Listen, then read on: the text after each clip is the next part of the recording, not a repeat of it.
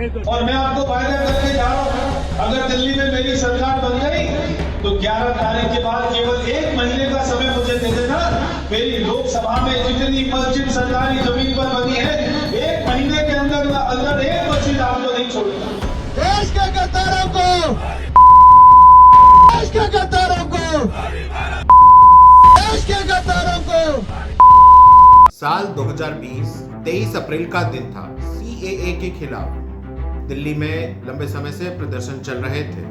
प्रदर्शनकारी जाफराबाद पहुंचे। एकाएक कपिल मिश्रा भी वहां पहुंच गए, भाषण दिया और कुछ देर बाद दंगे शुरू हो गए। दंगे के 6 साल पूरे हो चुके हैं। दंगे के दौरान अमेरिकी राष्ट्रपति ट्रंप भी दिल्ली में मौजूद थे। हमारी मुलाकात हुई एक आरोपी से, जिस पर 6 से ज्यादा मुकदमे हुए। आज उसको अफसोस है इस बात पर कि क्यों इस तरह की घटना हुई, क्यों शहर का माहौल बिगड़ा।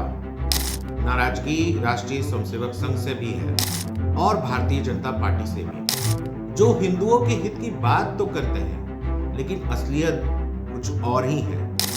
रियलिटी पूरी तरह अलग है। क्या हुआ, कैसे हुआ, किससे नाराजगी है?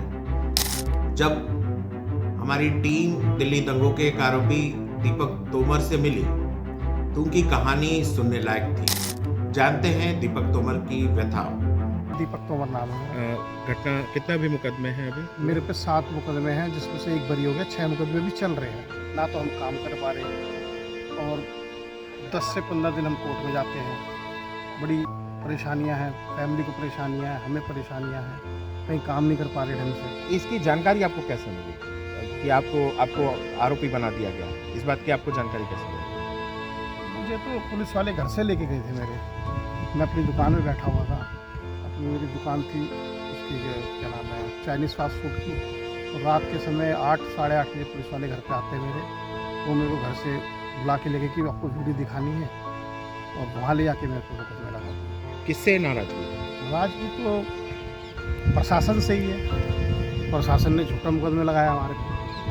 और किसने सपोर्ट किया, साथ दिया? किसी ने साथ नहीं, राष्ट्रीय स्वयंसेवक संघ, किसी ने भी साथ बजरंग नहीं दिया, किसी ने साथ आपको नहीं शिकायत है भारतीय जनता पार्टी और राष्ट्रीय हाँ, स्वयंसेवक शिकायत संघ है। से? क्या शिकायत है? दिया। भारतीय जनता पार्टी से भी शिकायत है, सबसे शिकायत है कि ऐसे दंगे नहीं होने चाहिए वहाँ। यही शिकायत है।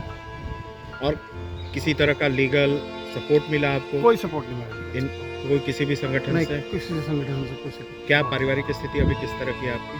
हमारी जो स्थिति ठीक संघर्ष- नहीं है, संघर्षपूर्ण। संघर्ष कर रहे हैं।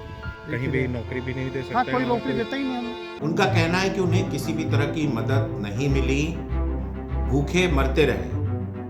राष्ट्रवादी संगठन होने का दावा करने वाले और उससे जुड़े लोगों ने कहीं से कोई भी कानूनी या आर्थिक मदद नहीं की। मुसलमान इस्लाम का मानने वाला कुछ भी करता है तो वो उसको रिलीजन की ओढ़नी को उड़ाकर करता है। दिल्ली के दंगे में भी यही हो रहा था। तभी तो उसकी छत के ऊपर से इतना कुछ मटेरियल मिल गया। उसकी तैयारी कर रहा था वो। ऐसा नहीं था कि वो सडन हो गया। हिंदू समाज को लगता है सडन हो गया, पर सडन नहीं हुआ। वहां पर जो पेट्रोल भर करके गाड़ी उसके रखना, बोतलों में रखना, मिट्टी का तेल भर के बोतलों में रखना, पत्थर रखने, सड़कों को खराब कर देना, लोग भाग ना पाए। तो सारी जानकारी, सारी तैयारी के बाद दिल्ली के अंदर दंगे हुए और जिसके अंदर हिंदू समाज को उन्होंने मारा। और उसके बाद फिर क्या करा, जैसा कि हमेशा करता है मुसलमान, विक्टिम कार्ड।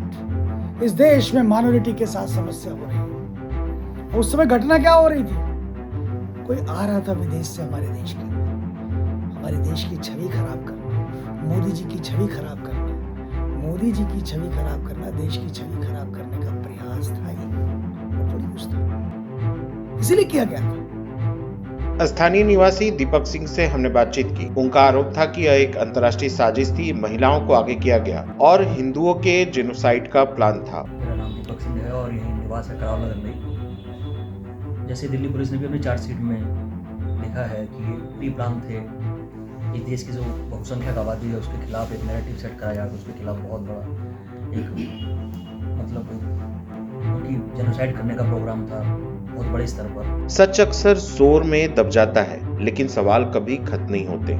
विचारधाराओं की टकराहट, आरोपों की परतें और अदालतों के लंबे रास्तों के बीच एक आम इंसान की जिंदगी भी चलती रहती है, उम्मीद और संघर्ष के सहारे। इस स्टोरी का उद्देश्य किसी पक्ष का फैसला सुनाना नहीं, बल्कि उन पहलुओं को सामने लाना है जिन्हें समझना हम सबके लिए जरूरी है, क्योंकि लोकतंत्र सिर्फ घटनाओं से नहीं बल्कि सच की तलाश से मजबूत होता है। आपको यह प्रस्तुति कैसी लगी यह हमें जरूर बताएं। हमारे वीडियो को लाइक करें, चैनल को सब्सक्राइब करें।